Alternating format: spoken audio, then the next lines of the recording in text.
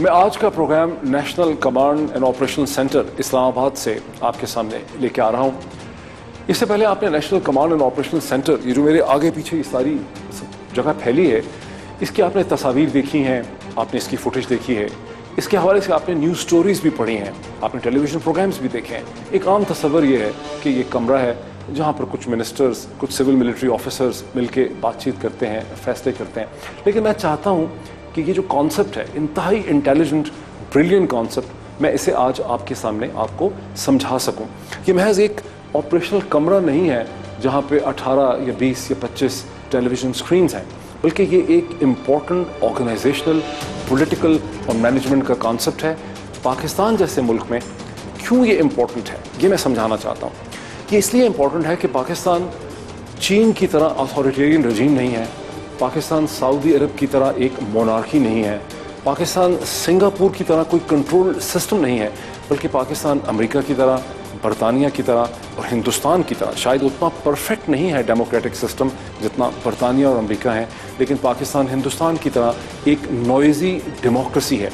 ایک ایسی نوئزی ڈیموکریسی جس میں 4 صوبے ہیں، 2 ڈیپینڈنٹ ٹیریٹریز ہیں، گلگت بلتستان، آزاد کشمیر، اور ان صوبوں میں مختلف حکومتیں ہیں، جہاں سینٹر میں خیبر پختونخوا میں اور پنجاب میں پاکستان تحریک انصاف کی حکومت ہے، پرائم منسٹر عمران خان کی حکومت ہے، اسی طرح سندھ میں پیپلز پارٹی کی حکومت ہے، بلوچستان میں ایک کوئلیشن مخلوط حکومت ہے، گلگت بلتستان اور آزاد کشمیر میں PMLN کی حکومتیں ہیں۔ ان تمام حکومتوں کے اپنے پولیٹیکل انٹرسٹ ہیں، اپنا انداز بیاں ہے، ان کے فیصلے کرنے کے انداز اور ان کی سوچ جو ہے اس میں فرق ہے۔ یہ جو سینٹر ہے، یہ جو کمانڈ اینڈ آپریشنل سینٹر ہے، national command and operational centre, یہ ایک پلیٹ فارم کا رول پلے کر رہا ہے۔ یہ ایک ایسی اینٹیٹی ہے، یہ ایک ایسا ڈھانچہ ہے جہاں تمام پاکستان سے، تمام صوبوں سے انفارمیشن فلو ہو رہی ہے، ڈیٹا آ رہا ہے، اعداد و شمار آ رہے ہیں، اسٹیٹسٹکس آ رہے ہیں، جس کے نتیجے میں ایک ایویڈنس بیسڈ ڈیسیژن میکنگ جو ہے وہ یہاں پہ شیپ ہو رہی ہے۔ اور یہ وہ ایویڈنس بیسڈ ڈیسیژن میکنگ ہے جس کی یہ تمام سکرینز، میرے پیچھے 9 سکرینز ہیں، یہ آگے پیچھے تقریباً اور 18 سکرینز ہیں، یہ تمام ایک وہ پروسیس ہے جہاں پورے پاکستان سے ڈیلی گھنٹہ گھنٹہ انفارمیشن جو ہے وہ فلو ان کر رہی ہے۔ یہاں روز ہر پروونس کے چیف سیکرٹریز اسد عمر صاحب کو، جو اس سینٹر کو ہیڈ کرتے ہیں، جو اس پوری ٹیم کو ہیڈ کرتے ہیں، انہیں بریف کرتے ہیں، چیف سیکرٹریز بریف کرتے ہیں، اور پھر اس بریفنگ کے نتیجے میں ایویڈنس بیسڈ ڈیسیژن میکنگ ہوتی ہے۔ آج میں نے کئی گھنٹے یہاں صبح سے گزارے ہیں، میں نے یہاں میٹنگز دیکھی ہیں، میں نے بہت سے لوگوں سے بات چیت کی ہے، بہت سی وہ ڈسکشن آف دا ریکارڈ ہے، اسے ٹیلی ویژن کی اسکرین پہ دکھایا نہیں جا سکتا، بیکاز ایک بنیادی مقصد جو ہے اس کمانڈ آپریشنل سینٹر کا، نیشنل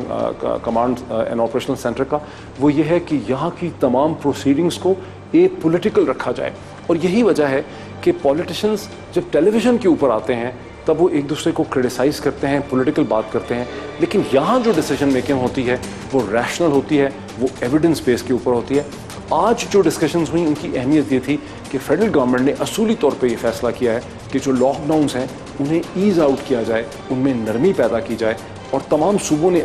اس میں اپنی سجیشنز دیں۔ فیڈرل گورنمنٹ نے جو سجیشن صوبوں کے سامنے رکھیں اس پہ صوبوں کا فیڈ بیک تھا، اور ہم نے دیکھا کہ کیسے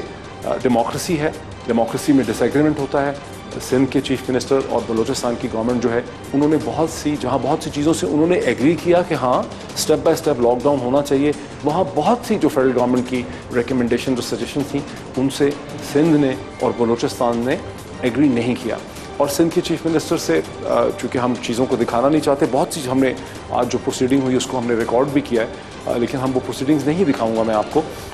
سندھ کے چیف منسٹر سے بھی میری بات چیت ہوئی، لیکن وہ بڑے سینسٹیو ہیں میڈیا کے کرٹیسزم کے حوالے سے، جو وہ بھی ہم آپ کو سوال نہیں دکھاتے۔ اسد عمر صاحب سے البتہ جو میرے کوشچن آنسرز ہوئے ہیں وہ میں آپ کو ابھی دکھاتا ہوں۔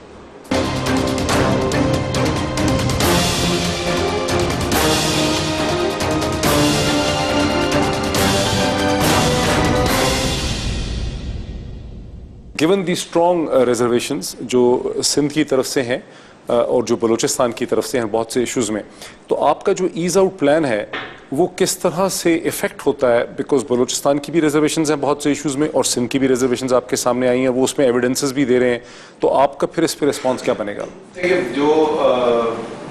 پہلے بھی ہم نے عرض کیا تھا ریزرویشنز تو پنجاب نے بھی ایکسپریس کی ہیں اور کے پی نے بھی کی ہیں. فورم ہی یہ ہے کہ یہاں پہ آئیڈیا ہے کہ لوگ اپنا اوپینین جو ہے فریلی ایکسپریس کریں, ڈیبیٹ ہو, دوسرے سے سن کے انسان کو ایک ڈفرینٹ پرسپیکٹیو بھی ملتا ہے اور اس کے بعد فیصلے کیے جائیں. میں جیسے پہلے بھی عرض کر رہا تھا, میں 2 حصوں میں ڈیوائڈ کرتا ہوں فیصلوں کو. وہ جہاں پہ ناگزیر ہے کہ ہماری کامن اسٹریٹجی, ظاہر ہے ایئر ٹریول میں یہ نہیں ہو سکتا کہ ہر صوبہ اپنی اسٹریٹجی فالو کر رہا ہو. ایک مثال کے طور پر بہت ساری چیزیں ایسی ہیں جہاں پر یونیفارم اسٹریٹجی ہونے کی نہ ضرورت ہے نہ میرے خیال میں وہ ڈیزائربل ہے. مثلا دکان کتنے بجے کھلے گی, مقامی حالات کے مطابق ان کو فیصلے کرنے چاہیے. سو آج جو ڈسکشن ہوئی ہے, جو جتنی بھی چیزیں جو ٹیبل پہ رکھی گئی, تو یہ بھی میں آپ کو بتا دوں کہ آج جو ٹیبل پہ رکھی گئی تھی وہ جو اس کمرے میں لوگ بیٹھے ہیں ان میں بھی ڈیوائڈیڈ اوپینین ہے. تو وہ تو برین اسٹارمنگ کا سیشن چل رہا ہے. سو امید یہ ہے کہ اینڈ میں جب ہم ڈیسیشنز کریں گے تو جو ڈائریکٹلی افیکٹ کرتی ہیں ایک صوبے کی چیز دوسرے صوبے کی چیز, اس کے اوپر یونانیمس ہی رائے ہوگی. پہلے بھی ایسے ہوا تھا. اور اس کے بعد فلیکسیبلٹی رہنی چاہیے صوبوں کے پاس کہ وہ اپنے مقامی حالات کے مطابق فیصلے کر سکیں.